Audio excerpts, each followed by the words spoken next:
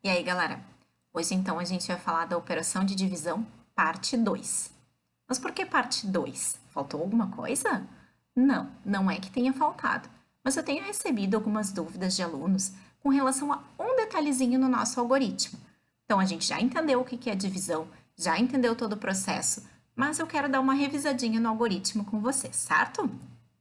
Então, para a gente começar a aula de hoje, a gente precisa lembrar os termos da divisão. Então, nós temos o dividendo, que é aquele número que está sendo dividido, certo? O divisor, que é em quantas partes a gente está dividindo a nossa quantidade. O quociente, que é o resultado. E o resto. Lembrando que o resto, então, é o nosso resultado da subtração. Então, independente de quantas subtrações a gente tiver, a gente vai ter vários restos, e o resto na divisão, então, seria aquele último resultado da última subtração. Ah, Sora, mas onde é que tu está querendo chegar com tudo isso? O que ficou faltando?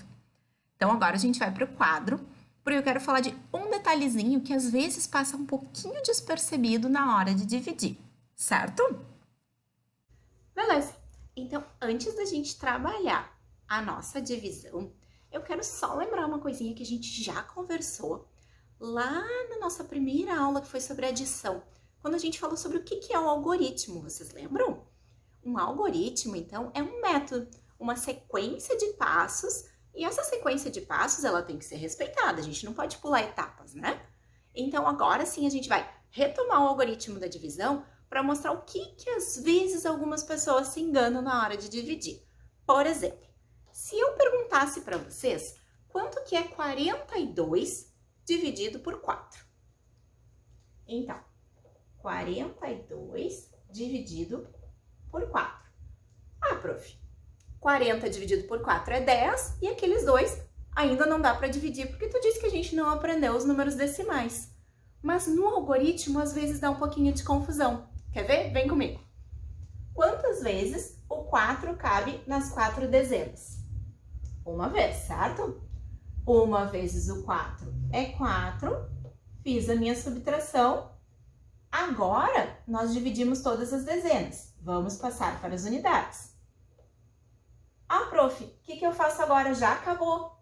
Não, porque se vocês lembrarem, a cada etapa do nosso algoritmo da divisão, nós temos que fazer uma subtração. O resto, lembra que eu retomei com vocês? O resto é o resultado da nossa última subtração. Então, se eu ainda não cheguei no resto, eu ainda não terminei de dividir. Ah, prof, mas como é que eu faço então? Nós vamos nos perguntar, da mesma forma que a gente perguntou antes, lá nas 4 dezenas. Quantas vezes o 4 cabe em 2 unidades? Ah, nenhuma, Sora. Exato. Não cabe nenhuma vez. E esse nenhuma vez também deve ser registrado. Agora sim, 0 vezes 4 é 0. Fiz a minha subtração.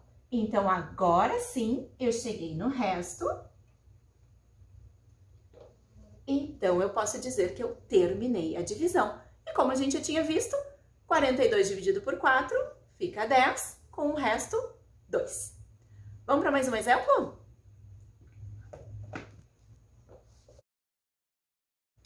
Então, R$315 dividido para 3 pessoas. Mesma coisa, o nosso algoritmo da divisão. Começando pela centena, a gente sempre começa pela classe maior e vai fazendo as transformações até chegar na unidade. Quantas vezes o 3 cabe em 3 centenas? Uma vez só. Lembra lá da aula da divisão? Se precisar, faz no ladinho a tabuada para poder consultar. Então, 1 vezes 3 é 3. 3 menos 3 é 0. Dividir as centenas. Vamos começar então a divisão das dezenas. Não tenho nenhuma centena para acrescentar, então vamos considerar apenas as dezenas. Ah, prof, mas não dá, o 3 não cabe no 1. Eu posso já baixar o 5? Não. Por quê? A gente tem que respeitar cada etapa do nosso algoritmo. Então, eu vou me perguntar, quantas vezes o 3 cabe em uma dezena? Não cabe nenhuma. E 0 vezes 3 é 0. Fiz a subtração, Agora que eu já fiz a subtração, eu posso passar para a próxima classe.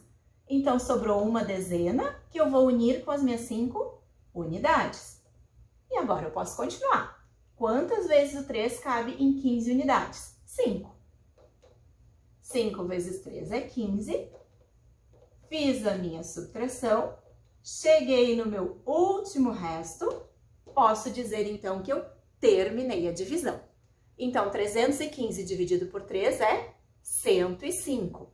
O que muitas vezes acontece é que os alunos acabam pulando essa etapa aqui. Não fazem a subtração e já saem transformando a próxima classe. Ah, não deu 1? Coloca o 5 do lado e segue a divisão. Aí, o que ia acontecer? Se eu não tivesse colocado esse zero, eu ia dizer que R$315 dividido para 3 pessoas ia ser R$15 para cada um? Alguma coisa tá errada, né? Então, outra dica para vocês. Terminou de dividir? Olha se o resultado que tu encontrou faz algum sentido. Porque se eu tivesse dito, bom, R$315 para 3 pessoas só deu 15 para cada um, algo tá estranho. Aí, retomando a divisão, ia ver que tinha faltado esse zerinho aqui, certo? Último exemplo, então, aí a gente termina a aula de hoje.